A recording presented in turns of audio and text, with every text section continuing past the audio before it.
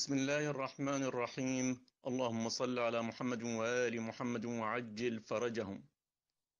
في رثاء ناصر الزهراء المرجع المقدس آية الله العظمى الشيخ ميرزا جواد التبريزي قدس سره: رويدك يا ناعي الفقاهة والرشد، ولطفا بآهاتي فقد ضعف الجلد. نعيت فقيها جهبذا قل نده، تقيا وفي الدنيا الدنية قد زهد. نعيت معين الاجتهاد ونبعه، وصرحا منيعا للولاية لا يهد. وكان لسانا يقرع الجهل نيرا، بعلم ودين لا يفل ولا يصد. نعيت ملاذ المؤمنين وكهفهم، إذا عز حامي الدين أو عدم السند. نعيت جوادا للمعارف والعلا، فما شح بالتعليم يوما وما اقتصد.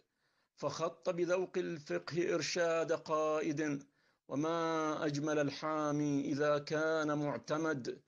بأقوى براهين الأدلة خطه، وسطر فيه كل نور كما حشد.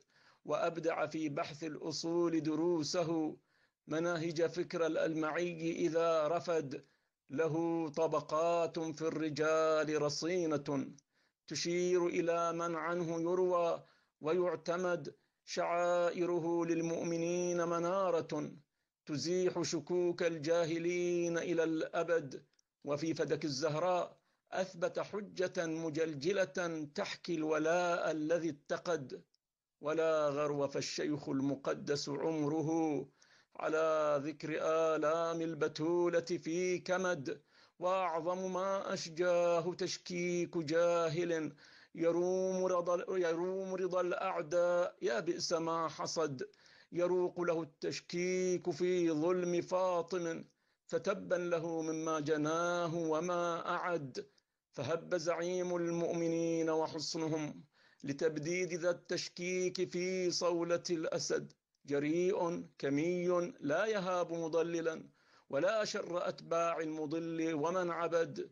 إلى أن مضى والحزن ملء فؤاده، لما حل بالزهراء من وهن الجسد. وما نابها من ظلم أهل زمانها، بما لم يعد يخفى ظهورا على أحد. فسل بابها يا صاح ما صار عنده، وما حل من قتل شنيع على الولد. فقد عصرت بنت النبي وأسقطت، وسالت دماء الطهر من فعل شر يد. وأوهنها كسر الضلوع ونزفها، وضرب سياط المجرمين ولطم خد.